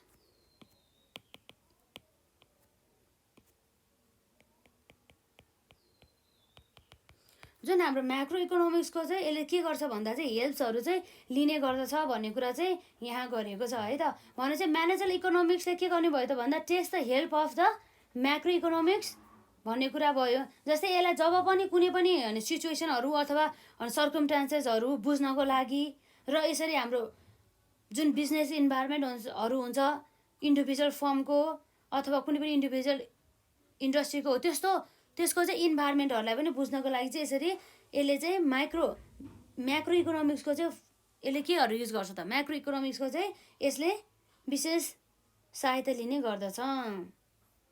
अब हाम्रो म्याक्रो इकोनोमिक्स भने चाहिँ बृहत अर्थशास्त्र, यसले होल्ली रूपमा चाहिँ यसले कन्सेप्ट दिन्छ। त्यसैको बेसिसमा चाहिँ यसले चाहिँ माइक्रो इकोनोमिक्स अर्थात् बिजनेसलाई पनि यसले सहायता गर्छ भन्न खोज्यो हो। यसमा खासै केही छैन। र यसरी अर्को भनेको अब नम्बर 5 पछि नम्बर 6 मा छ एम्स एट ठ्याक्कै अपोजिट भयो चाहिँ एम्स एट हेल्पिङ के हो त भन्दा हेल्पिङ द म्यानेजमेन्ट। जस्तै हामीले अघि डेफिनेसन लेख्दाखेरिको हामीले एउटा कुरा गरेको थियौँ, जुन हाम्रो यो बिजनेस इकोनोमिक्स अथवा म्यानेजरल इकोनोमिक्स यो मेन स्थापना यसको चाहिँ मेन यो कन्सेप्ट डेभलप हुनु कारण नै यो हाम्रो म्यानेजमेन्टलाई चाहिँ कसरी चाहिँ सहयोग गर्ने त व्यवसाय सञ्चालन गर्दाखेरि यसरी चाहिँ विभिन्न प्रकारका उसले चाहिँ म्यानेजमेन्टसँग सम्बन्धित काम गर्नुपर्ने हुन्छ। यसरी व्यवस्थापन गर्दा उसले चाहिँ विशेष चाहिँ कुन कुरामा चाहिँ यसले ध्यान दिनुपर्छ अथवा यसलाई चाहिँ कसरी चाहिँ अब सहजता म्यानेजर्सहरूलाई चाहिँ कसरी चाहिँ यसरी डिसिजनहरू लिनको लागि व्यवस्थापनहरू गर्नको लागि चाहिँ कसरी चाहिँ हामीले सरलता ल्याउन सक्छौँ भन्ने कुरा चाहिँ विशेष चाहिँ हाम्रो यसमा ध्यान दिने गर्दछ है त। यो कुराहरू चाहिँ यसमा आयो। र अब के हुन्छ त यसमा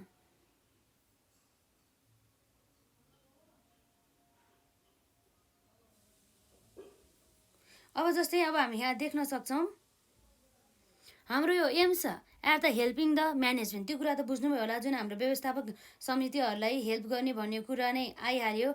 र अब त्यति मात्रै नभएर अब के हुन सकिन्छ त, जस्तै हाम्रो अब नम्बर 6 पछि हामी यहाँ लेख्न सक्छौँ एउटा साइन्टिफिक आर्ट भनेर है त। यसलाई हामी के भन्छ भन्दा एउटा साइन्टिफिक आर्टको रूपमा लिन्छौँ है त। साइन्टिफिक आर्ट भनेर है त। यो साइन्टिफिक आर्ट भने चाहिँ अब के हो त भन्दा, जस्तै यो साइन्टिफिक आर्ट भन्ने बित्तिकै यो जुन हाम्रो म्यानेजर इकोनोमिक्स अर्थात् बिजनेस इकोनोमिक्स हुन्छ हो, यो बिजनेस इकोनोमिक्सले चाहिँ विशेष गरेर चाहिँ अब जुन हाम्रो म्यानेजमेन्टहरू हुन्छ हो, त्यो म्यानेजमेन्टहरूलाई चाहिँ कसरी चाहिँ उनीहरूसँग भएको एकदमै लिमिटेड रिसोर्सेस, जसलाई हामी भन्छौँ स्कार्स इकोनोमिक रिसोर्सेस भन्छौँ हो, त्यो स्कार्स रिसोर्सेसलाई चाहिँ कसरी एकदमै बेस्ट एन्ड द इफिसियन्ट ढङ्गबाट चाहिँ यसलाई युटिलाइजेसन गर्ने भन्ने कुरामा चाहिँ यसले चाहिँ हेल्प गर्ने गर्दछ। एकदमै वैज्ञानिक तवरबाट चाहिँ यसले निर्णय लिनको लागि र त्यो स्रोत र साधनहरूलाई एलोकेट गर्नको लागि चाहिँ यसले हेल्प गर्ने भएको कारणले गर्दाखेरि चाहिँ जुन हाम्रो यसलाई चाहिँ एउटा साइन्टिफिक आर्टको रूपमा चाहिँ लिन सकिन्छ है त। जुन हाम्रो यहाँ रहेको छ manager economics facilitates good and the result oriented decisions under the condition of the uncertainty भने चाहिँ अब हामीलाई थाहा छ जुन हाम्रो बिजनेस इन्भाइरोमेन्ट त एकदमै अनिश्चित रहेको छ, अर्थात् हाम्रो अनसर्टेन रहेको छ हो। यस्तो अनसर्टेन्टीको बेलामा, यस्तो अनसर्टेनको बेलामा, यसरी अनिश्चितताको अवस्थामा अब हामीले के गर्न सक्छौँ भन्दा, यसरी अनिश्चितताको अवस्थामा चाहिँ कसरी चाहिँ हामीले बेस्ट डिसिजन लिएर चाहिँ त्यसबाट चाहिँ बेस्ट हामीले आउटपुट लिन सक्छौँ भन्ने कुरा चाहिँ हाम्रो यो सबै केमा कुरा गर्छ भन्दा हाम्रो है यो सबै हाम्रो यसमा कुरा गर्ने भयो बिजनेस इकोनोमिक्समा है त। यो कुराहरू भयो लगभग हाम्रो यस्तै हो। जस्तै अब अर्को एउटा इम्पोर्टेन्ट कन्सेप्ट यहाँ रहेको छ, जस्तै हाम्रो नम्बर 8 मा रहेको छ जुन हाम्रो बिजनेस इकोनोमिक्स अथवा म्यानेजर्स इकोनोमिक्सलाई चाहिँ अब के पनि भनिन्छ भन्दा एउटा मल्टी डिसिप्लिनरीको रूपमा पनि लिन सकिन्छ है त। के छ यसमा हाम्रो मल्टी डिसिप्लिनरीको रूपमा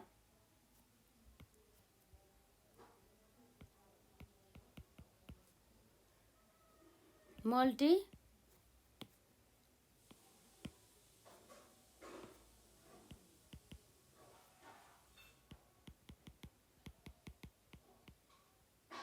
मल्टिडिसिप्लिनरी।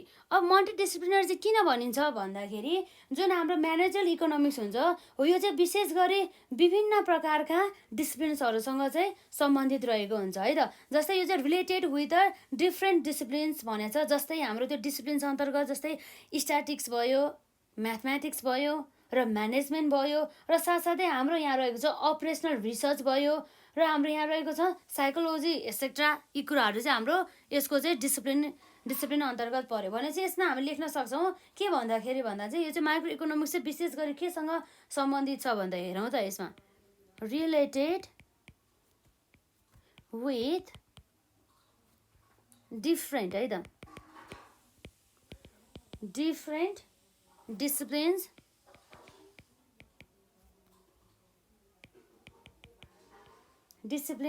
सच एज के हुन सकिन्छ सच एज स्ट्याटिस्टिक्स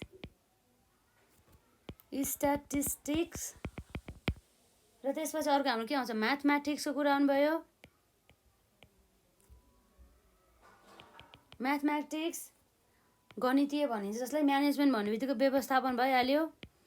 यसरी हाम्रो के छ यसमा म्यानेजमेन्ट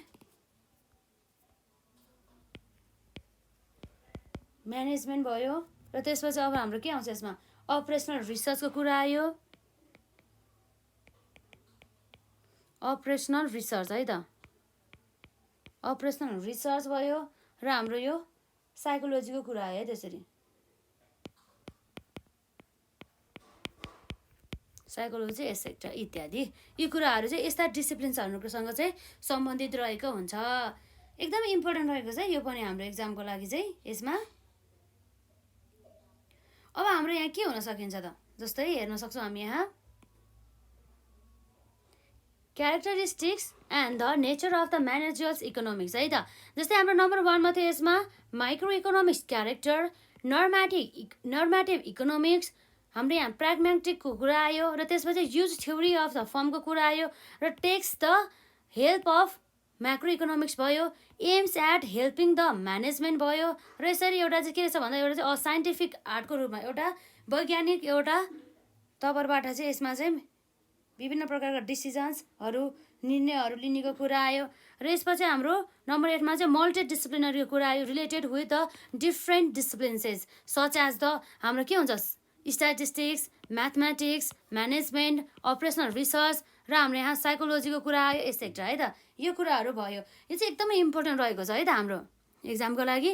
र जस्तै हामीले पार्ट 1मा चाहिँ हामीले धेरै कुराहरू जुन हामीले माइक्रो इकोनोमिक्ससँग रिलेटेड कभर गऱ्यौँ, र यसरी पार्ट 2मा चाहिँ हामीले म्याक्रो इकोनोमिक्ससँग चाहिँ रिलेटेड हामीले धेरै कुराहरू चाहिँ हामीले कभर गऱ्यौँ है त। जस्तै अब कहिलेकाहीँ हामीलाई 2 मार्क्समा पनि जस्तै state the scope of the business economics भनेर हामीले सोध्न सकिन्छ। त्यस्तो अवस्थामा अब हामीले अब के हुन सकिन्छ यसको स्कोपहरू, जस्तै थ्योरी अफ द डिमान्डको कुरा आयो, थ्योरी अफ द अब demand analysis and the forecasting त्यो सेम नै हो है त। यसरी थ्योरी अफ द प्रोडक्सन को कुरा आयो, र यसरी हाम्रो थ्योरी अफ द प्राइस अथवा हाम्रो एक्सचेन्जको कुरा आयो, theory of the profit, theory of the capital and the investment, यी कुराहरू चाहिँ यसरी लेख्न सक्छौँ भने चाहिँ हामीले लगभग यो कभर गऱ्यो भनेको 2 देखि 10 मार्क्सको लागि है त। यदि हजुरहरूले यसभन्दा अगाडिका जुन हाम्रो पाठहरू अटेन्ड गर्नुभएको छैन भने गर्नुहोला, र आफूलाई लागेका जुन हाम्रो प्रश्नहरू हुन्छ नि त्यसलाई चाहिँ कमेन्ट सेक्सनमा राख्नु होला। जस्तै अब हाम्रो यसै च्याप्टरसँग सम्बन्धित हामी त भर्खर च्याप्टर 1मा छौँ, त्यो च्याप्टर 1मा चाहिँ अझै पनि हामीलाई विभिन्न प्रकारका क्वेसनहरू सोध्न सकिन्छ। जस्तै हाम्रो 10 प्रिन्सिपल अफ द इकोनोमिक्स है त, त्यो पनि सोध्न सक्छौँ। जुन हाम्रो इकोनोमिक्सको चाहिँ 10वटा प्रिन्सिपलहरूको बारेमा चाहिँ हामीलाई सोध्न सक्छ है त। त्यसलाई चाहिँ हामी छुट्टै नै कभर गर्छौँ एउटा पार्टमा, त्यो पनि एकदम इम्पोर्टेन्ट रहेको छ, एक्जाममा नै सोधिएको छ। र साथै अब हाम्रो यो इक्विलिब्रियम एनालाइसिसको बारेमा हाम्रो माइक्रो इकोनोमिक्स अन्तर्गत चाहिँ कसरी हामीले इक्विलिब्रियम एनालाइसिस गर्छौँ, जस्तै हाम्रो त्यसको टाइपहरू अन्तर्गत जस्तै माइक्रो स्ट्याटिक एनालाइसिस भयो, कम्पेरिटिभ माइक्रो स्ट्याटिक एनालाइसिस, र हाम्रो माइक्रो डाइनामिक एनालाइसिस है, यो कुराहरू चाहिँ हामी यसमा कभर गर्छौँ बिस्तारै है त। र जस्तै हाम्रो अब त्यो भइहाल्यो 10 प्रिन्सिपल अफ द हाम्रो यहाँ के छ यसमा भन्दा इकोनोमिक्स, यसलाई नै हामी कभर गर्छौँ। र साथै यो च्याप्टरमा अर्को हाम्रो बाँकी भनेको चाहिँ प्रोडक्सन पोसिबिलिटी कर्भ है त, पिपिसीको बारेमा नै हामीलाई सोध्छौँ। यो सबै हाम्रो लगभग अब धेरै त हुँदैन, 2-3वटा पार्ट होला। त्यसपछि चाहिँ हामी अब नेक्स्ट च्याप्टर रहेको छ हाम्रो यसमा market equilibrium and the efficiency है त। यो मार्केट अनि इक्विलिब्रियम एन्ड द इफिसियन्सीमाबाट चाहिँ हामीलाई चाहिँ न्युमेरिकल प्लस थ्योरीबाट पनि थ्योरी पनि सोध्नै गर्दछ है त। यसमा चाहिँ हाम्रो च्याप्टर 2 पनि एकदमै इम्पोर्टेन्ट रहेको छ, जसमा हामीले डिमान्डको बारेमा, सप्लाईको बारेमा, र साथसाथै हाम्रो इलास्टिसिटीहरूको बारेमा, मार्केट इक्विलिब्रियमको बारेमा धेरै कुराहरू चाहिँ हामीले पढ्नुपर्ने हुन्छ। र आज चाहिँ हामीले यति नै गर्छौँ, र हामी नेक्स्ट पार्टमा चाहिँ हाम्रो रिमेनिङ पार्टहरूलाई चाहिँ हामी कभर गर्दै जान्छौँ है त। यदि हजुरहरूले यसभन्दा अगाडिका पार्टमा जुन हामीले माइक्रो इकोनोमिक्सको कुरा कभर गरेका थियौँ, यदि हेर्नु भएको छैन भनेदेखि हेर्नु होला है त। र आजलाई हामी यति नै गर्छौँ।